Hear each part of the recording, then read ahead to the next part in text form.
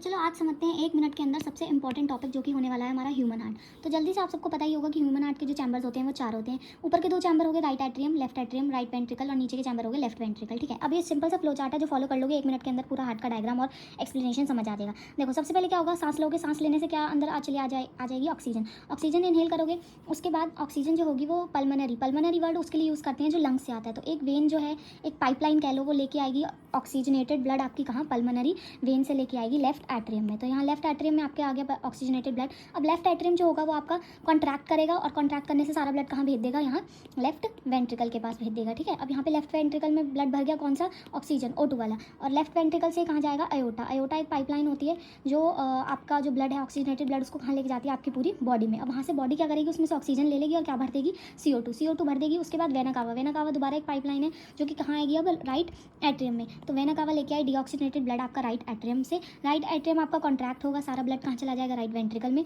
Right ventricle के बाद से यहाँ पे देखो क्या लिखा है, पल्मनरी आर्टरी। देखो पल्मनरी वर्ड होगा लंग्स के लिए। अब यहाँ से ब्लड आपका दोबारा CO2 वाला कहाँ जाएगा, CO2 वाला ब्लड जाएगा लंग्स के पास और लंग्स उससे क्या बाहर भेज देगा, CO2 को बाहर भेज देगा और दोबारा आप सांस लोगे, ऑक्सीजन अंदर आ जाएगी। और 2 बातें आपको यहाँ पे जो ध्यान रखनी है वो ये है सेप्टम। सेप्टम ये दीवार है आपके राइट चैम्बर और लेफ्ट चैम्बर के बीच में जो कि डीऑक्सीनेटेड और ऑक्सीनेटेड ब्लड को सेपरेट रखती है। और वेल्व्स यहाँ पे क्या करती है, वेल्व्स ये इंश्योर करती हैं कि जो ब्लड है उसका बैक फ्लो ना हो जाए, यानी कि एक बार यूँ खुलती है जैसे ही राइट एट्रियम से वेंट्रिकल में आया और उसके बाद ये बंद हो जाती है। और एक और बात जो आपको यहाँ पे ध्यान रखनी है वो ये है कि जो इसकी वॉल्स होती हैं वो थिक होती है वेंट्रिकल्स की, क्योंकि इन्हें जो है ब्लड पूरी बॉडी के अंदर सप्लाई करना है। होप कि आपको समझ आया हुआ। ऐसी और वीडियो के लिए पेज को फॉलो कर लो और लाइक कर लीजिए।